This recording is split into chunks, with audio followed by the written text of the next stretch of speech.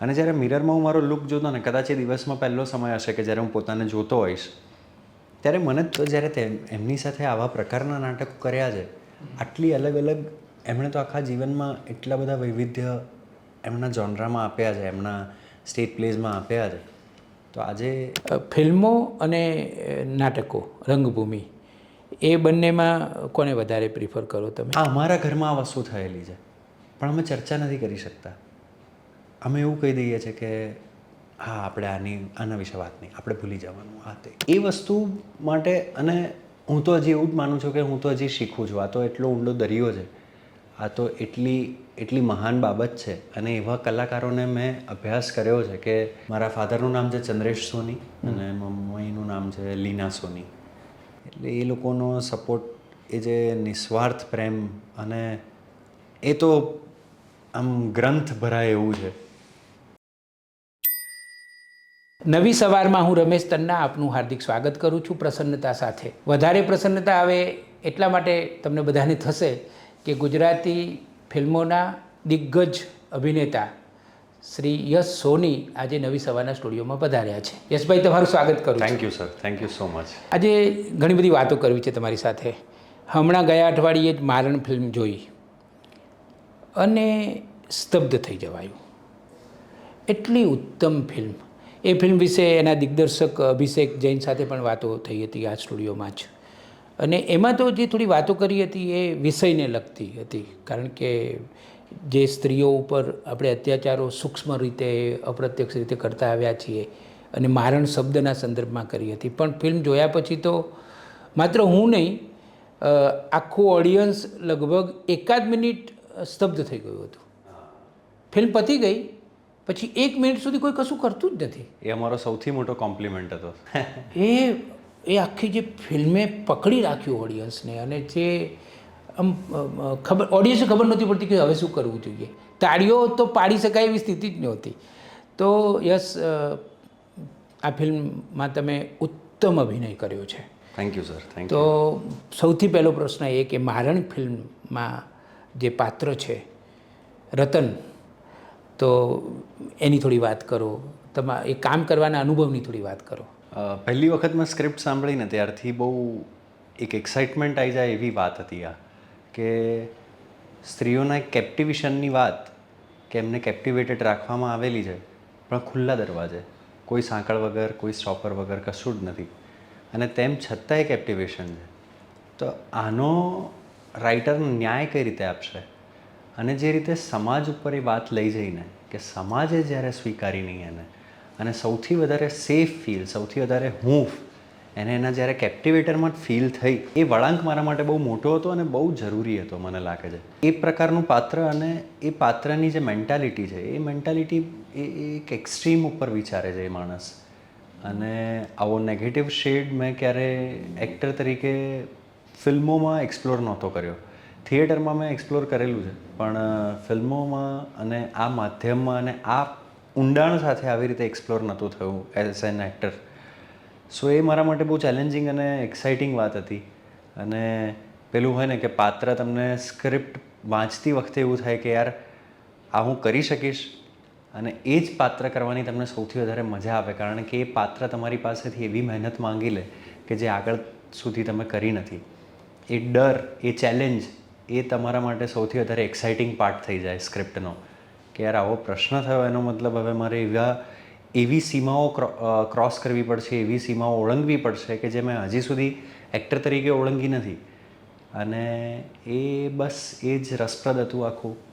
Film shoot કરતી વખતે તો પછી અમુક ઘણા બધા ચેલેન્જીસ હતા. અમે મે મહિનામાં શૂટ કરતા હતા ભર તડકામાં, અને જે પ્રકારનું પાત્ર હતું, એનો જે એટીટ્યૂડ હતો, એકદમ વાઘ જેવો એટીટ્યૂડ હતો, પણ એટ ધ સેમ ટાઈમ ગરમી. અને ત્યારે જ મારું બીજી ફિલ્મ નાડી દોષનું પ્રમોશન ચાલતું હતું. તો અમે એ રીતે કરતા હતા કે જેટલી નાઇટ શિફ્ટ હતી, એ નાઇટ શિફ્ટ અમે એ રીતે અરેન્જ કરી હતી કે ડે શિફ્ટમાં હું આખો દિવસ નાડી દોષનું પ્રમોશન કરતો હોઉં, અને પ્રમોશન પતાવીને રાત્રે 8 વાગે હું શૂટ ઉપર જાઉં, ને પછી સવાર સુધી અમે આ શૂટ કરતા હોઈએ. સો એમાં શરીર થાકે, શરીર એટલે ઊંઘ ના મળતી હોય, ગાડીમાં જે ટ્રાવેલ ટાઈમમાં ઊંઘવા મળે એટલું જ ઊંઘવા મળે. સો એ બધામાં શરીર થાકે, માનસિકતા, તમે એક પોઈન્ટે વિચારો આવવાના બંધ થઈ જાય. But at the same time character વાઘની જેમ ઊભું છે. તો એ બધી ચેલેન્જીસ, તો એ બધું બહુ રસપ્રદ અને એક્ટર તરીકે મને એણે બહુ જ શીખવ્યું છે આ પ્રોજેક્ટે. ગુજરાતી ફિલ્મોના 5 પાત્રો એવો જો અભ્યાસ ક્યારેય પણ થશે તો એમાં રતનનું પાત્ર ચોક્કસ ધ્યાનમાં લેવું પડશે. એ રીતે તમે એને ભજવ્યું છે. Sir thank you. પણ આ તો નેગેટિવ પાત્ર હતું, તો પહેલાં તો આ પાત્ર સ્વીકાર્યું તમે? કારણ કે તમે એક ઉત્તમ અભિનેતા છો, એક તમારા પ્રેક્ષકોમાં તમારી એક ઓળખ પણ છે, તો આ પ્રકારનો રોલ તરત સ્વીકારી લીધેલો કે વિચાર કરેલો? ના ના, તરત જ સ્વીકારી લીધેલો. પણ એ જ તો વાત છે ને સર, હું એક્ટર બન્યો, જે મારું અપબ્રિંગિંગ થયું એક્ટર તરીકેનું એ નિમેશ દેસાઈ સાહેબ સાથે થયું.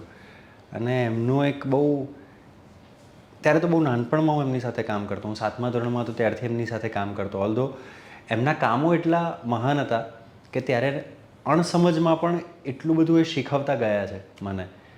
તો ત્યારે એમની એક વાત બહુ સરસ હતી જે મારી જોડે હજી સુધી રહી ગઈ છે, કે એક એક્ટર જ આખી દુનિયામાં એક એક્ટર પ્રજાતિ જ એવી છે કે જે પરકાયા પ્રવેશ કરી શકે છે.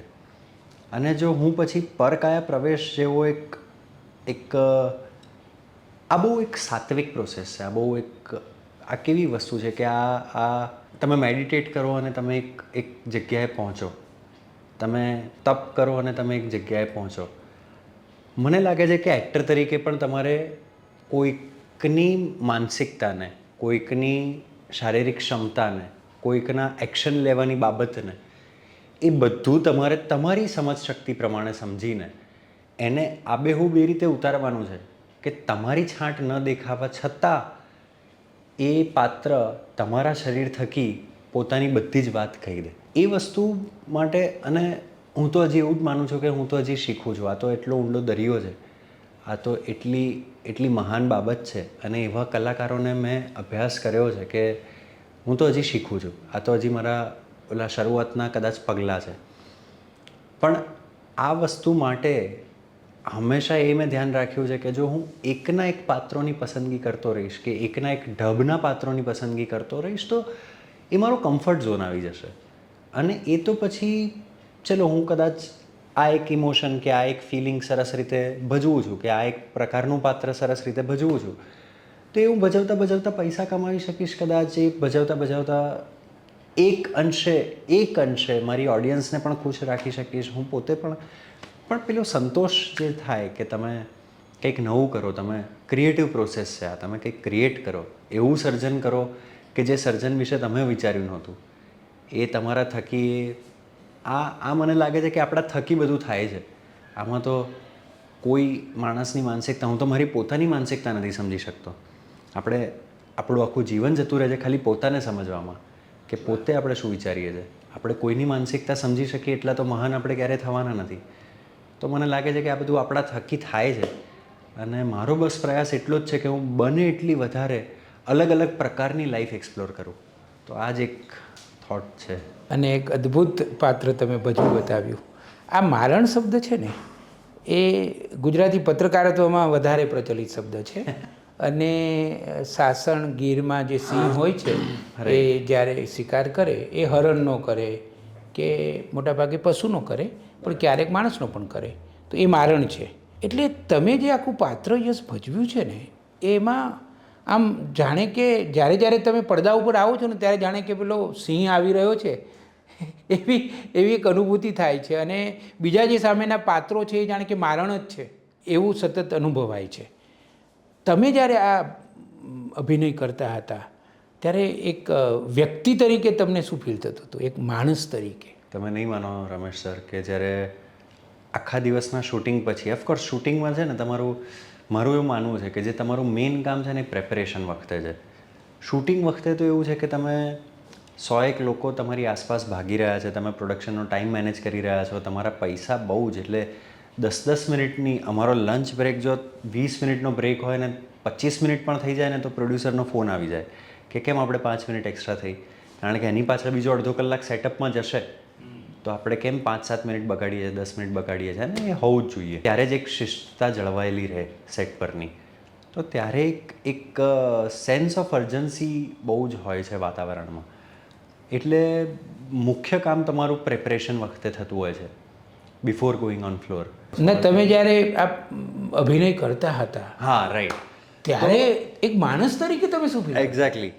તો આ સેન્સ ઓફ અર્જન્સીમાં અને આટલી ભાગદોડમાં જ્યારે શૂટ કરતા હો ને ત્યારે તમારા મગજમાં એક જ થોટ ચાલતો હોય કે તમારે તમારા કેરેક્ટરની દરેક એક્શનને જસ્ટિફાઈ કરવાની છે. તમારે બહુ તમારા દરેક એક્શનની ચોઇસીસ બહુ તમારી એક સરસ હોવી જોઈએ કે જેથી એક અનપ્રિડિક્ટેબલ પાત્ર છે, લોકોને નથી ખબર હવે આ શું કરી નાખશે. સો એ પ્રકારનું પાત્ર હતું. પણ જ્યારે મેકઅપ કાઢતી વખતે જ્યારે હું શાંતિથી શૂટિંગ પતી ગયું હોય અને હવે મને ખબર છે કે હું ઘરે જવાનો છું, જ્યારે મેકઅપ કાઢતી વખતે આ બહુ નજીકનો કિસ્સો છે અને બહુ સત્ય વાત છે, આ જરાય એક્ઝાજરેટ નથી કરતો હું.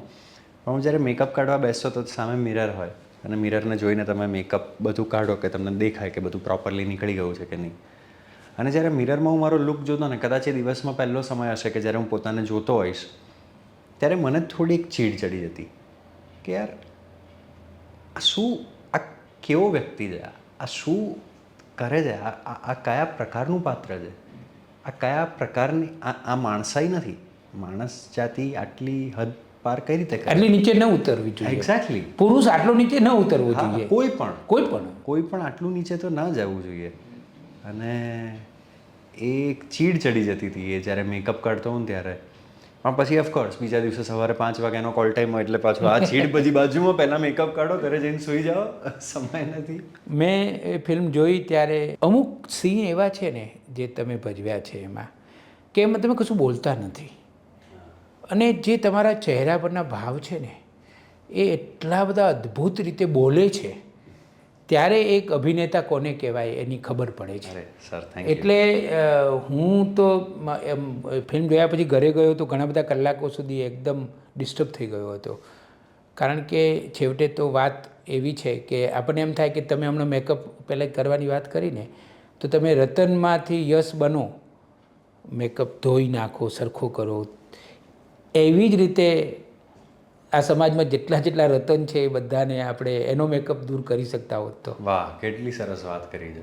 આ ફિલ્મ થકી અમારો એવો જ પ્રયાસ છે કે એ લોકોનો પણ અમે જો મહદઅંશે પણ મેકઅપ જો કાઢી શકતા હોઈએ તો એ બહુ આ ફિલ્મ સફળ થઈ ત્યારે એવું ગણાશે. એ ઉપરાંત એક સરસ મેસેજ એ પણ છે કે જ્યારે આ લોકોનો મેકઅપ ચઢે બી ત્યારે છે, આ લોકોની હિંમત વધે બી ત્યારે છે જ્યારે આવી ગુમ થયેલી સ્ત્રીને આપણો સમાજ પાછો સ્વીકારતો નથી, અથવા તો સ્વીકારી લે, ઘરે બેસાડી તો દે કે હા આવી જાય મારી દીકરી, આ તે કે જે કંઈ પણ એ પછી એમને કોન્સ્ટન્ટ એ દુઃખને ખોતર્યા કરે છે. તારી જોડે આવું થયું, તારે આમ થયું. એટલે એમાં જે આ લેખિકા છે ને એણે એક સરસ શબ્દ વાપર્યો છે કે રૂઝવીએ, ખોતરીએ નહીં. એ શબ્દ મને છેલ્લે જે બધું આવે છે ત્યારે એમાં એક આ વાક્ય સરસ આવે છે. એ વાક્ય મને સ્પર્શી ગયું કે કોઈ સ્ત્રીના મન હૃદય ઉપર ઘા પડ્યો હોય તો રૂઝવીએ, ખોતરીએ નહીં. અને એ ખોતરણીના કારણે જ છે ને ક્યારેક બિરવા જેવી વ્યક્તિઓ, જે અમારા ફિલ્મમાં બિરવાના પાત્ર થકી અમે બતાવી છે આ વાત, કે બિરવા જેવી વ્યક્તિઓને આપણા સમાજ કરતાં વધારે, પોતાના ઘર કરતાં વધારે હૂંફ આવા રાક્ષસમાં દેખાય છે. અને એ જ એમનો પાવર છે. એમને હૂંફ આપ્યા કરે છે ત્યાં સુધી જ્યાં સુધી એમનું કામ પૂરું નથી થતું.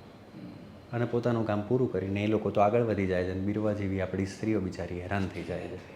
અને આ સત્ય ઘટનાત્મક ફિલ્મ છે અને હું પણ સંશોધક છું પત્રકારત્વમાં, તો મેં પણ ભાગી જતી અને ભગાડવામાં આવતી સ્ત્રીઓ વિશે 2-3 વર્ષ પહેલાં થોડું રિસર્ચ કર્યું હતું. અચ્છા. અને ગુજરાતમાં એવા બધા કિસ્સાઓ મને જાણવા મળ્યા હતા.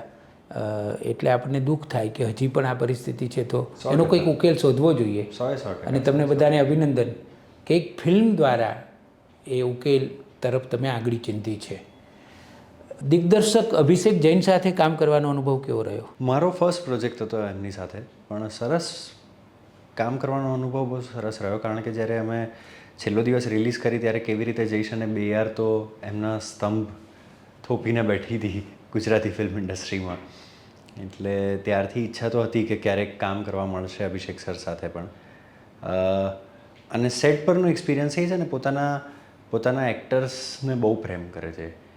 એ કોઈ પણ એક્ટર હોય, એવું નહીં કે લીડ કેરેક્ટર માટે એમનો અલગ પ્રેમ હોય કે બીજા એક્ટર, એ એક્ટર એ એમના માટે ફિલ્મ મેકિંગમાં એક્ટરની જે પ્રોસેસ છે એ એવું માને છે કે ફિલ્મ મેકિંગ એક્ટર થકી મારે વાત કહેવાની છે. તો એમના મતે એવું જ છે કે બીજા બધા કોઈના લીધે રિટેક ના થવા જોઈએ. એક્ટર થકી થાય તો વાંધો નહીં, પણ બાકી બધા જ ડિપાર્ટમેન્ટ આપણે એટલા તૈયાર હોવા જોઈએ કે જ્યારે આપણો એક્ટર પરફોર્મ કરતો હોય ત્યારે આપણા કોઈના લીધે પણ રિટેક ના થવા જોઈએ. તો એ વાત બહુ ગજબની વાત છે. તમને આટલું બધું ઇમ્પોર્ટન્સ મળતું હોય, તમે આટલી સેન્સિટિવ વાત કરતા હો, તમે કોઈ પણ પ્રકારના સીન, ચલો આમાં તો બહુ જ ઇન્ટેન્સ સીન હતા, પણ તમે લાઇટ હાર્ટેડ બી સીન કરતા હો તો તમારી એક ફીલ હોય. તમે એક્ટર તરીકે એક સ્ટેટ ઓફ માઇન્ડમાં તમે ટ્રાવેલ કરવાનો ટ્રાય કરતા હો, એ તૂટ્યા કરતું હોય. તમે કેરેક્ટર તરીકે વિચારવાનો પ્રયત્ન કરતા હો. આ પેલું શરૂઆતમાં આપણે મેડિટેશન કરીએ ત્યારે કેવું થાય કે તમે શ્વાસ ઉપર ધ્યાન રાખો પણ એ તૂટે, તમે બીજે ક્યાંક ભટકો પછી પાછા તમે શ્વાસ ઉપર ધ્યાન રાખો, પાછા ભટકો, પાછા તમે શ્વાસ ઉપર ધ્યાન રાખો. તો એક્ટિંગની પ્રોસેસ પણ એવી જ છે. તમે તમારા કેરેક્ટર તરીકે બધું જ ફીલ કરવાનો ટ્રાય કરતા હો, પણ વચ્ચે ક્યાંક મારે ગ્લાસ અહીંયા મૂકવાનો હતો એના બદલે અહીંયા મૂકાઈ ગયો, એવો તૂટક એક થોટ આવ્યો, પણ તમે પાછા પોતાના કેરેક્ટરની ફીલ તરીકે કરવાનો પ્રયત્ન કરો. તો આ એક સ્ટેટ ઓફ માઇન્ડ હોય છે જ્યારે તમે પરફોર્મ કરતા હો છો. હવે એ સ્ટેટ ઓફ માઇન્ડ દરમિયાન જ્યારે ઓફકોર્સ કોઈને પણ રીતે રિટેક થાય એ ક્યારેય એવું ઇન્ટેન્શનલ નથી હોતું કે ચલો હવે આ સરસ કરી રહ્યો છે ને તો હું હેરાન કરી દઉં. કોઈક મેજર પ્રોબ્લેમ હોય ત્યારે જ રિટેક થતા હોય, પણ તેમ છતાંય જ્યારે એ સ્ટેટ ઓફ માઇન્ડ તમે પૂરેપૂરું ઓછા ટુકડા સાથે એને પકડી રાખ્યું અને રિટેક કોઈકના લીધે થાય ને ત્યારે તમને દુઃખ થાય કે યાર હું એ મેડિટેશનના એ તબક્કે પહોંચી ગયો હતો કે જ્યાં હું કદાચ આખું મેડિટેશન હું પ્રોપરલી કરી શક્યો હોત, પણ એ રિટેક થઈ ગયો. કંઈ નહીં, ફરી આપણે ટ્રાય કરીએ.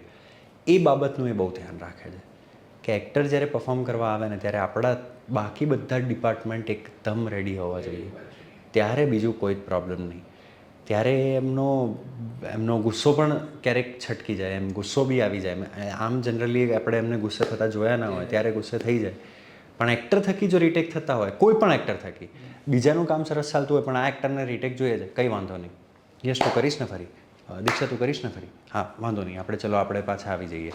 આ બહુ સેન્સિટિવ અને બહુ કમાલની બાબત છે. ભવેન કચ્છી આ ફિલ્મ વિશે એવું લખ્યું હતું કે મોટાભાગે સાઉથની ફિલ્મો ડબ થતી હોય છે, પણ ઘણા લાંબા સમય પછી એક સ્ત્રીના સંદર્ભમાં મારણ એવી ફિલ્મ આવી છે કે એને બીજી ભાષાઓમાં ડબ કરવી જોઈએ. એનું એ લેવલ છે એવું ભવેન કચ્છીએ આ ફિલ્મ જોયા પછી લખ્યું હતું. બરાબર. તમને લાગે છે કે ડબ થવી જોઈએ હિન્દીમાં કે બીજી ભાષાઓમાં? હું તો ખુશ જ થઈશ કોઈ બી ભાષામાં ડબ થાય. એક્ટર તરીકે તો હવે આ કેવું છે કે પોતાના કામના એવા વખાણ કરવા જેવું છે કે જે તમે ના કરો ને, તમને એવું લાગે કે મારી ઓડિયન્સ બોલે, મારા જે જોડાયેલા નથી એ લોકો જોઈને બોલે. અમને બધાને તો તમારી ભૂમિકા બહુ જ ગમી અને જેણે ફિલ્મ જોઈ એ બધાએ કહ્યું કે આમાં જે આ રતનનું પાત્ર છે એ જબરજસ્ત છે. તમને પોતાને તમારી ભૂમિકા કેવી લાગી છે? આવો સવાલ કોઈ પૂછતું નથી, પણ એક એવી બાબત છે સર કે આ છે ને મારું 4 વર્ષ જૂનું કામ છે. 4 વર્ષમાં હું માણસ તરીકે અને એક્ટર તરીકે બંને તરીકે બહુ ખાસો મચ્યોર થયો છું, ખાસું સમજ્યો છું, નવું જાણ્યું છે. અને આમ તો કેવું થતું હોય સર કે અમે લોકોએ આજે જે વસ્તુ શૂટ કરી હોય ને એ ઘરે જાઓ, તમે રિલેક્સ થાઓ, બીજા દિવસે જ્યારે તમે સેટ ઉપર આવો ને ફરી ત્યારે જ નવો એક વિચાર આવ્યો હોય ને ત્યારે મને એવું થાય કે યાર ગઈકાલે મેં આમની જગ્યાએ આવું કર્યું હોત તો આ તો 4 વર્ષ જૂની બાબત છે. એટલે 4 વર્ષ પછી જ્યારે આજે હું મારું કામ જોઉં છું તો મને 10 વસ્તુ એવી દેખાય છે કે યાર મારે આવું કરવા જેવું હતું, અથવા તો મેં આવું કંઈક કર્યું હોત, અથવા તો હવે આવું કંઈક કર્યું હોત. પણ એ સારું છે. મને એવું લાગે છે કે હું બ્લેસ્ડ છું કે આવું ફીલ થાય છે. કદાચ જ્યારે આવું ફીલ થતું બંધ થઈ જશે ને હું મારા કામને ના સરસ કામ છે એવું કરતો થઈ જઈશ ને તો હું એક્ટર તરીકે પ્રોગ્રેસ કરતો બંધ થઈ જઈશ, મને એવું લાગે છે.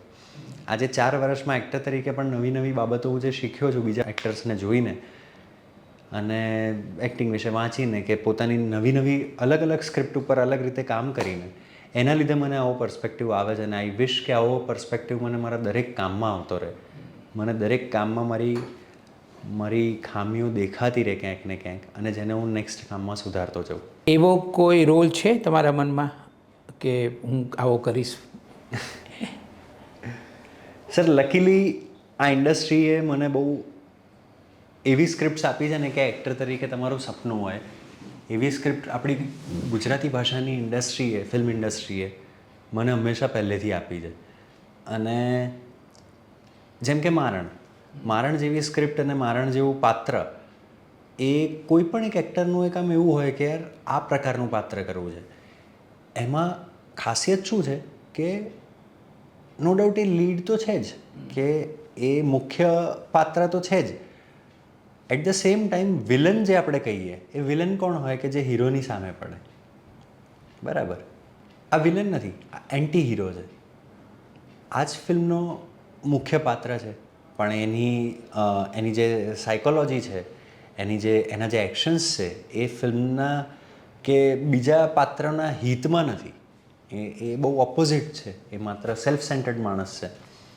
તો આ પ્રકારના પાત્રો અને આવા લેયર્ડ પાત્રો, આની પાછળની બેક સ્ટોરી બી મારી બહુ લાંબી બેક સ્ટોરી અમે ડેવલપ કરી હતી.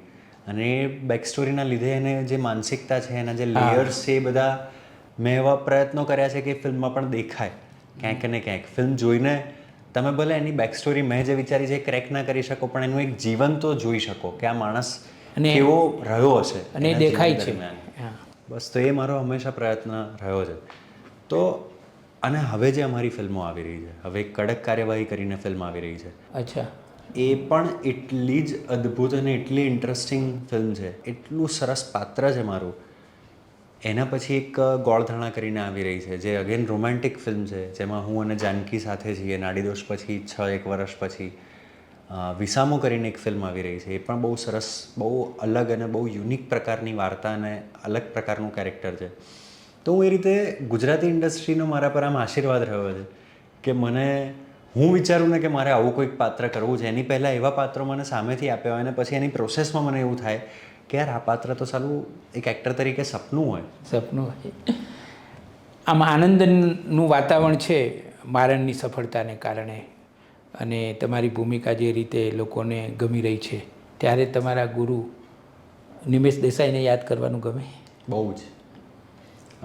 હું અને મારો એક અંગત મિત્ર છે હર્ષિલ ભટ્ટ, જેણે જગત ફિલ્મ બનાવી હતી. અમે બંનેઓ સાથે ત્યારે કામ કરતા નિમેશ દેસાઈ સાહેબના ગ્રુપમાં. અને અમે બંને બહુ અંગત મિત્રો છીએ, એટલે અમે લોકોએ સ્કૂલ બંક મારીને અમે શોર્ટ ફિલ્મ બનાવતા હતા. અને એ ડિરેક્ટ કરે, લખે અને હું એક્ટિંગ કરું, પછી અમે જોડે એડિટ કરીએ. અમારો એક બીજો મિત્ર છે જેને ગિટાર વગાડતા આવડતું હતું, તો એની જોડે મ્યુઝિક કરાવડાવીએ સ્કૂલ બંક મારીને. એટલે એ દિવસોનો એ મારો મિત્ર છે. તો અને અમે નિમેશ સર સાથે બી ખાસું કામ જોડે કર્યું છે. તો હમણાં જ જ્યારે એણે મારણ જોઈ, પછી અમારી તો વાત નહોતી થઈ. એણે સ્ક્રીનિંગ જ્યારે થયું હતું બુધવારના દિવસે ને ગુરુવારે ફિલ્મ રિલીઝ થઈ હતી. તો બુધવારે જ એણે જોઈ હતી, એ પણ હતો ઇન્વાઇટેડ. પણ પછી હું વ્યસ્ત હતો, અમારે બધું સિટી ટૂર કરવાની હતી, આ તેને અમારી શાંતિથી વાત નહોતી થઈ. તો ગઈકાલે અમારી વાત થઈ અને ગઈકાલે એણે બધું એનું કીધું કે એને કેવી લાગી ફિલ્મ, એને મારા પાત્રમાં આટલું ગમ્યું, મારો અભિનય ગમ્યો, એને ફિલ્મ ગમી. પછી એણે તરત સાંજે કીધું મને કે યાર નિમેશ સર હોત તો ખુશ થઈ ગયા હોત એ જોઈને. મેં કીધું 100%. ફિલ્મ મારી તો દરેક ફિલ્મ રિલીઝ થાય ને, મને યાદ છે છેલ્લો દિવસ હું એમને જોવા લઈ ગયો હતો. હું એમની જોડે 7મા ધોરણથી નાટકો કરતો હતો અને એમણે તો એક્ટર તરીકેનું મારું ઘડતર એમણે કર્યું છે. અને હું જ્યારે F5માં હતો ત્યારે મારી ફિલ્મ રિલીઝ થઈ હતી છેલ્લો દિવસ. અને છેલ્લો દિવસ હું એમને જોવા લઈ ગયો અને મેં એમની સરસ આમ પ્રીમિયમ સીટની ટિકિટ લીધેલી. અને ત્યારે એ પ્રીમિયમ સીટની ટિકિટ હું નહોતો લેતો, મારી જોડે એવા પૈસા નહોતા કે હું પ્રીમિયમ સીટની ટિકિટ લઉં. અને એમના માટે પ્રીમિયમ સીટની ટિકિટ લીધી અને મારા મધર, ફાધર, નિમેશ સર, અમે બધા સિટી ગોલ્ડમાં જોવા ગયા હતા. અને પછી જ્યારે ફિલ્મ પતી ત્યાં સુધીમાં આજુબાજુના લોકો ઓળખી ગયા. એમને ફિલ્મ બહુ ગમી, એમને અભિનય બહુ ગમ્યો કે બા સરસ કામ કર્યું છે તમે બધાએ ભેગા થઈને, બહુ સરસ હાથે. અને પછી જ્યારે બધા ઓળખી ગયા અને લોકો ફોટો માટે આવી ગયા, ત્યારે મને યાદ છે નિમેશ સરના આંખમાં મેં આંસુ જોયા છે કે થાય ને એમનો સ્ટુડન્ટ, એમણે તૈયાર કરેલો એક્ટર, અને આજે ત્યાં ઊભા છે અને મારી જોડે લોકો ફોટા પડાવી રહ્યા છે. તો એ બહુ આમ ગદગદ થઈ ગયા હતા. એમના ઇમોશન્સ આમ, બાકી તો એ બહુ સ્ટ્રોંગ માણસ હતા, એ એમના આંખે આંસુ આવવા ના દે. પણ એમણે આખું રંગભૂમિને આપ્યું અને સંપૂર્ણ સંવેદનશીલ અને સંપૂર્ણ ઓગળી ગયા એ. હા, બિલકુલ. અને કેટલા પ્રયોગો કર્યા. 100%. આપણે ગૌરવ થાય. એ ટાઈમે આવા કોઈ નાટકો જ નહોતું કરતું. અને એના જ લીધે છે ને કદાચ એ મારો ઘડતરનો ભાગ એવી રીતે બી બન્યો કે આ પ્રકારના નાટકો હું જ્યારે મારા બાળપણમાં કરીને આવ્યો છું તો હવે મારી સ્ક્રિપ્ટ સિલેક્શનમાં તો મારી કેટલી જવાબદારી વધી જાય છે. તો જ્યારે એમની સાથે આવા પ્રકારના નાટકો કર્યા છે, આટલી અલગ અલગ, એમણે તો આખા જીવનમાં એટલા બધા વૈવિધ્ય એમના જોનરામાં આપ્યા છે, એમના સ્ટેજ પ્લેઝમાં આપ્યા છે. તો આજે એ શીખથી આવું છું ને એના લીધે બી કદાચ એ મને એક જવાબદારી જેવું ફીલ થાય છે કે મારે મારી ઓડિયન્સ જ્યારે ફરી વખત મને થિયેટરમાં જોવા આવે પૈસા ખર્ચીને, ત્યારે એમને એકનું એક નથી પીરસવાનું, ત્યારે મારે કંઈક એવું નવું પીરસવાનું છે કે જેની તૈયારી સાથે મારી ઓડિયન્સ પણ આવી જાય થિયેટરમાં. ફિલ્મો અને નાટકો, રંગભૂમિ, એ બંનેમાં કોને વધારે પ્રિફર કરો તમે? સર, ખાસા વર્ષોથી નાટક કરવાના સમય સેટ નથી થતા. અમે લોકોએ, મેં હર્ષિલની વાત કરી, અમે બંને એક નાટક ઊભું પણ કર્યું હતું, સ્વામી સાઉન્ડ સ્ટુડિયો કરીને, પણ એના શો ના કરી શક્યા કારણ કે મારો સમય, એનો સમય, એ બધું મેચ નથી થતું. પણ સર, એક બહુ જૂની વાત છે, દિગ્ગજોએ કીધી છે કે થિયેટરે એટલે સિનેમા એ ડિરેક્ટર્સ મીડિયમ છે અને નાટક એ એક્ટર્સ મીડિયમ છે. વાહ. જ્યારે પડદો ખુલે છે એ પછી એક્ટર સિવાય બીજું કોઈ એને કન્વે નથી કરતું. ત્યાં ખાલી માત્ર એક્ટર છે અને એક્ટર્સ મીડિયમ છે. તો ઓફકોર્સ થિયેટરની મજા, નાટકોની મજા તો અલગ છે. અને ઓફકોર્સ સિનેમા પણ એટ ધ સેમ ટાઈમ તમને પેશન્સ શીખવે છે, તમને બહુ એટલે બંનેઓના પર એ બંનેઓને, આ તો પેલી ડાબી આંખ વાલી કે જમણી આંખ જેવી વાત છે. પણ તેમ છતાં એ નાટક મારે કરવું છે, બહુ ટૂંક સમયમાં જલ્દી એક નાટક ઊભું કરવું છે એવી બહુ છે. કારણ કે મોટાભાગે અભિનેતા હોય ને, અદાકાર, એને આમ સતત જાણે કે પેલું રંગભૂમિ ખેંચતું હોય ને, એને ત્યાં ગમે તેટલી સફળતા મળે, ગમે તેટલા પૈસા મળે, પ્રતિષ્ઠા મળે, પણ તો એને દોડીને પેલા નાના બાળકને પોતાની મા જોડે જવાનું મન થાય ને. 100%, બહુ સાચું ઉદાહરણ આપ્યું તમે. એમ એને થાય કે હું ક્યારે જતો રહું મંચ પર. બિલકુલ. કારણ કે એ મને લાગે છે કે અસલ જગ્યા તો કદાચ એની એ છે. કદાચ, હા, 100%. એવું કદાચ કહી શકાય. મારે થોડીક હવે વાત કરવી છે. મારા દીકરાએ પણ મને ખાસ કહ્યું, જ્યારે તમે અહીંયા નવી સવારમાં ઇન્ટરવ્યૂ આપવા આવવાના છો ત્યારે પણ એ મુદ્દાની એણે મારી સાથે ચર્ચા કરી. જે સાંપ્રત સમસ્યાઓ હોય છે, દાખલા તરીકે મારણ ફિલ્મ, તો એમાં આજે પણ આટલી બધી ટેકનોલોજી આગળ વધી છે, આટલું બધું શિક્ષણ આગળ વધ્યું છે, બહેનો પોતે ખૂબ ભણી રહી છે, અને છતાં પણ સૂક્ષ્મ, સ્થૂળ, પ્રત્યક્ષ, અપ્રત્યક્ષ જે હિંસા કહીએ આપણે કે અત્યાચાર કહીએ, એ આજે પણ ચાલુ છે. તો એક સામાજિક સમસ્યા છે આ, કે પુરુષ હજી પૂરો પુરુષ ન બની શકતો. ક્યાં વાત હે. કે એ પૂર્ણ પુરુષ બને. એકવાર મારાથી એક વાક્ય લખાઈ ગયું હતું, યસ, કે જ્યાં સુધી આ પૃથ્વી ઉપર એક બળાત્કાર પણ થાય છે ને, ત્યાં સુધી પુરુષને આપણે સંપૂર્ણ માણસ ના ગણવો જોઈએ. 100%. ક્યાં વાત હે સર. ત્યાં સુધી એનામાં પશુપણું છે. વાહ વાહ વાહ. એક પણ બળાત્કાર થાય છે ત્યાં સુધી એ હજી એને આજે કંઈક થોડુંક માણસ બનવાનું બાકી છે. સાચી વાત છે. એવું મેં એકાદ વાર લખેલું. શું વાત છે સર. તો આ જે સમસ્યા છે, તો જે આ સમસ્યાઓ છે, અને આપણું મીડિયમ ફિલ્મ હોય કે નાટક હોય, તો એ જવાબદારીમાં આવે કે થાય તો જ કરવું? તમે શું માનો છો? ઘણી બધી સમસ્યાઓ હોય છે, એ સ્ત્રીઓની પણ સમસ્યાઓ હોય છે, અથવા તો બીજી ઘણી બધી વાતો હોય છે એવી, કે આદિવાસીઓની વાતો કરીએ, દલિતોની વાતો કરીએ, દાખલા તરીકે બાળકોની વાતો કરીએ, તો એ બાળકો ઉપર જે સૂક્ષ્મપણે ટેકનોલોજીને કારણે અત્યાચારો થઈ રહ્યા છે, તો આ એક સામાજિક પરિસ્થિતિ છે, પણ જે બદલવાની તો જરૂર છે. 100%. તો આપણે જ્યારે એક ફિલ્મ મેકર હોઈએ, એક અભિનેતા હોઈએ, ત્યારે આ બધા મુદ્દાઓને લઈને ફિલ્મ બનાવવી જોઈએ. સર, નાટક કરતા ને ત્યારે અમે જાણવા મળેલું કે નાટક હોય કે લિટરેચર હોય કે પછી સિનેમા હોય, આ બધું આપણા સમાજનું જ દર્પણ છે, બરાબર? તો હવે જ્યારે સમાજમાં જે પ્રકારના કિસ્સાઓ બની રહ્યા છે, આપણે ક્યાંક ને ક્યાંક સર, સ્વીકારીએ કે ના સ્વીકારીએ, આપણે ક્યાંક ને ક્યાંક એક વૃત્તિ આપણામાં છે કે આપણે છે ને થોડું ભાગતા ફરીએ છીએ. આપણે ક્યાંક ને ક્યાંક જ્યાં સુધી આપણા ઉપર વાત નથી આવતી ત્યાં સુધી થોડું ભાગતા ફરીએ છીએ. નો ડાઉટ આજે કદાચ મારી આંખ સામે કોઈ એવું વ્યક્તિ હેરાન થતું હશે કે જેની હું મદદ કરી શકું છું, તો હું ભાગતો પહેલાં હું પહોંચી જઈશ, હું વિના વિચારે ત્યાં મદદ કરવા માટે પહોંચી જઈશ, તો મારા થકી મદદ થઈ શકે છે. પણ તો પણ ક્યાંક એક એવો અંશ આપણામાં છે કે આપણે શું. હવે આ વૃત્તિ છે ને બે રીતે પણ આવી છે સર, જ્યાં સુધી મારું માનવું છે, જેટલી મારી સમજ છે. એક કે બહુ ફાસ્ટ પેસ લાઈફ છે હવે, બહુ જ કોન્સ્ટન્ટલી આપણે ભાગી રહ્યા છે, અને એમાં ક્યાંક ને ક્યાંક એવો ડર છે કે એ મદદ કરવાના લીધે કે ક્યાંક ઇન્વોલ્વ થવાના લીધે લેવા દેવા વગર મારી લાઈફમાં પ્રોબ્લેમ્સ ક્રિએટ ના થઈ જાય, જે વેલિડ પોઈન્ટ છે. કોઈ નથી ઈચ્છતું કે હું કેમ આજે એવું ઈચ્છું કે મારી લાઈફમાં કે મારા ફેમિલીમાં કોઈ પણ પ્રકારે પ્રોબ્લેમ ઊભા થાય, મારા થકી કે બીજા થકી, કોઈના થકી, કોઈ એવું નથી ઈચ્છતું. ને બહુ જ વેલિડ પોઈન્ટ છે. પણ હવે હું મારણની વાત કરું તો મારણ જેવા જે વસ્તુઓ જે સમાજમાં થઈ રહી છે, એમાં હું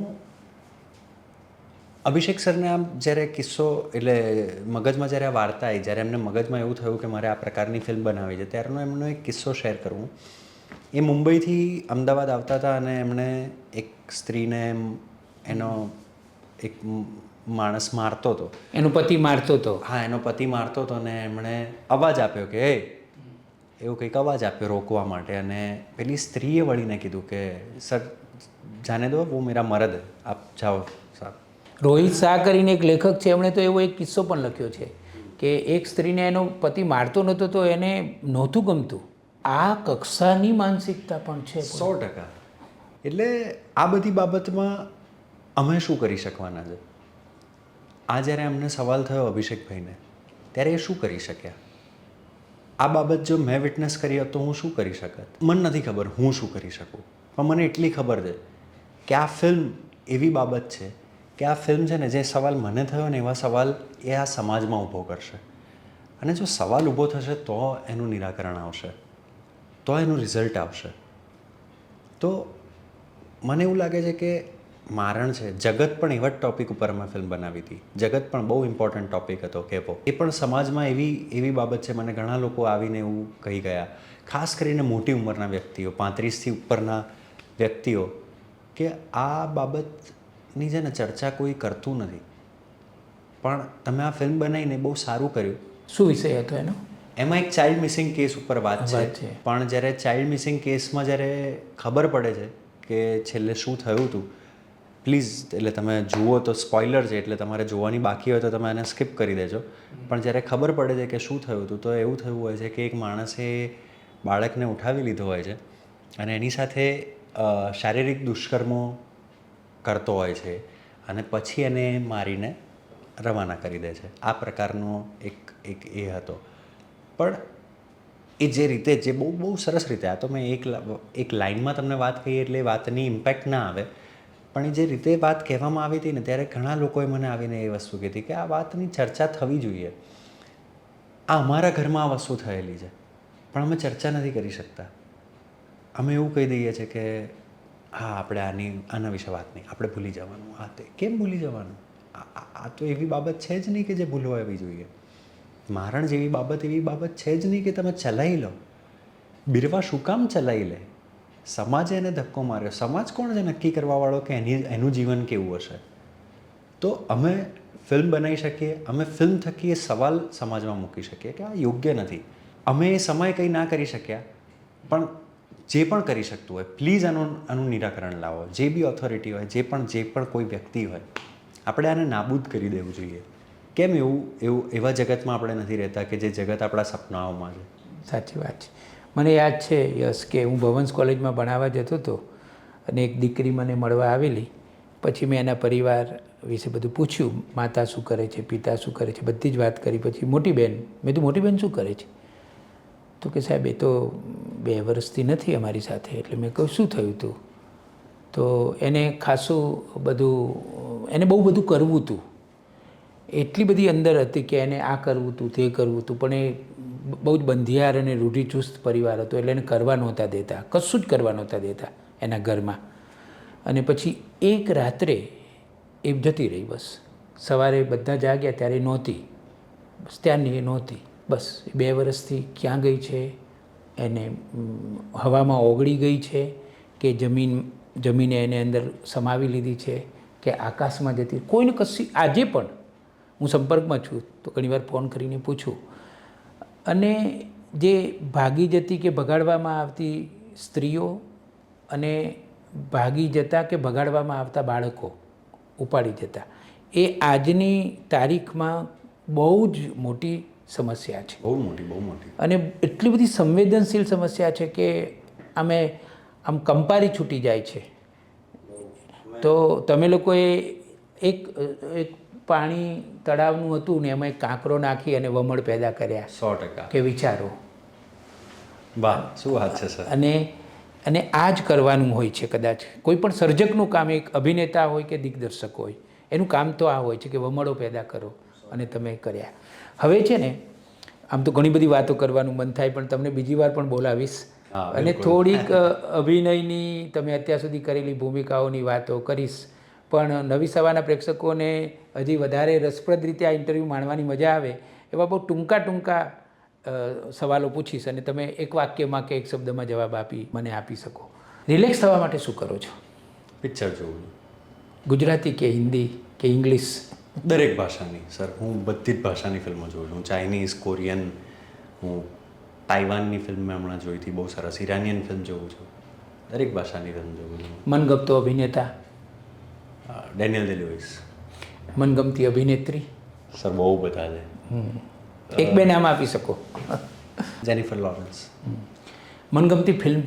અત્યાર સુધી તમે કેટલી બધી ફિલ્મો જોઈ હશે, એમાંથી કોઈ? ઓહો સાહેબ, એમાં તો દરિયો છે. દરિયો કેવું થાય છે કે એક પ્રકારની એક જોનરાની ફિલ્મ આ ગમી મને, આ જોનરાની આ ફિલ્મ ગમી.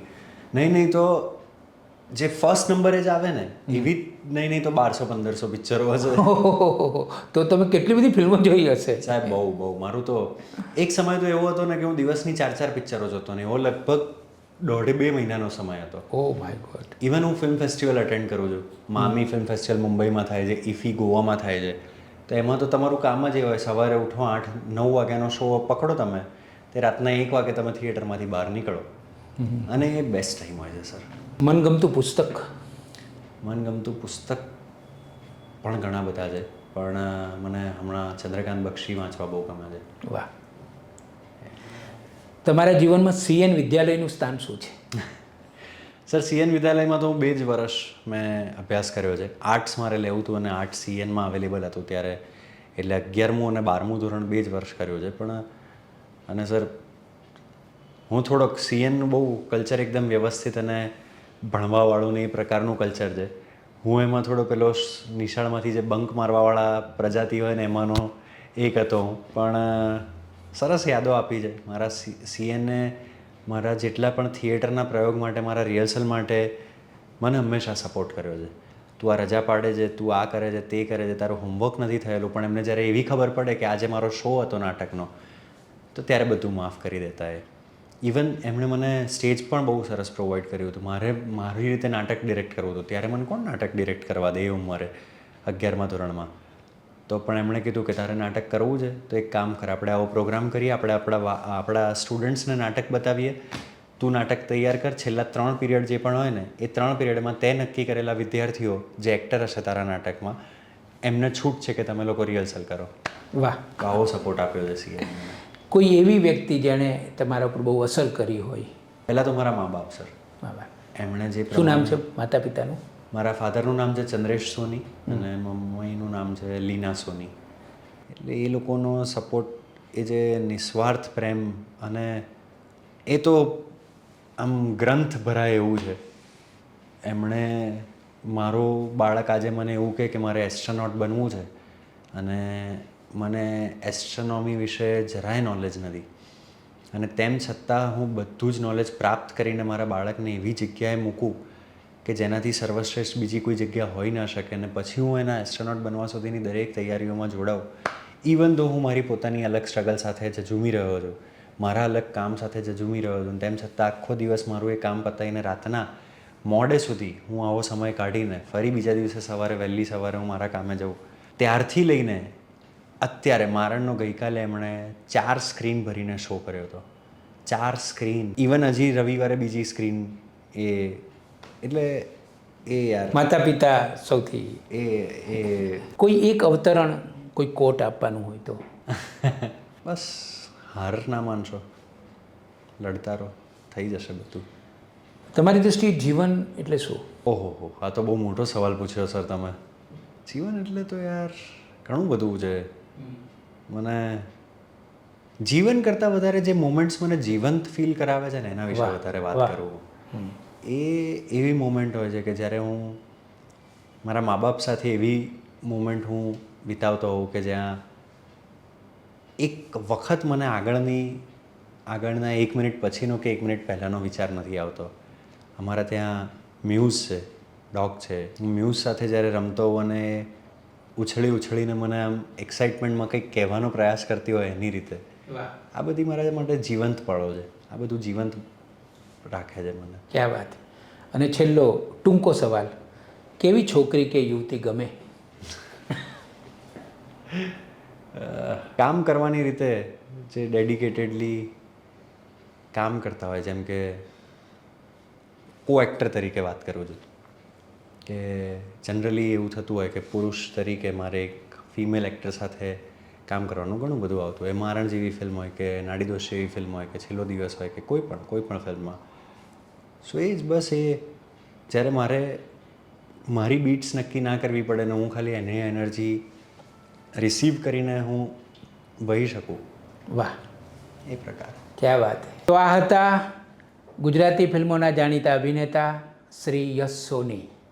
એવું કહેવાય છે કે જે સર્જક હોય છે, પછી એ અભિનેતા હોય, લેખક હોય, કવિ હોય, શિલ્પી હોય, ચિત્રકાર હોય, એના ઉપર ઈશ્વરની થોડીક વિશેષ કૃપા હોય છે અને એને કારણે એ પોતાની બરોબરી સર્જનમાં પણ, જો પરમેશ્વર પોતે સર્જક છે તો આ બધા પણ સર્જક છે, તો એ પોતાની બરોબરીમાં એમને સ્થાન આપે છે. આપણા બધાને ગૌરવ થાય એવી વાત છે કે યશ સોની એક ખૂબ જ ઉત્તમ અભિનેતા છે, સર્જક છે અને આજે નવી સવારના સ્ટુડિયોમાં આવીને એમણે પોતાના હૃદયની વાતો, પોતાના વિચારોની વાતો રજૂ કરી. હું આશા રાખું છું કે તમને બધાને આ વિચાર પ્રસાદી ચોક્કસ ગમી હશે. તમે નવી સવારના સ્ટુડિયોમાં આવ્યા એ માટે તમારો ખૂબ ખૂબ આભાર માનું છું. Thank you sir. અને અમારા બધા તરફથી તમને શુભકામનાઓ આપીએ છીએ કે રતન જેવી જ યાદગાર ભૂમિકાઓ એ આ છેડાની પણ હોય અને આ છેડાની પણ હોય એવી તમે કરતા રહો અને જ્યાં જ્યાં થંભી ગયેલા જળને ડહોળવાના હોય અને વમળ પેદા કરવાના હોય ત્યાં કરતા રહો. આપનો ખૂબ ખૂબ આભાર. Thank you so much.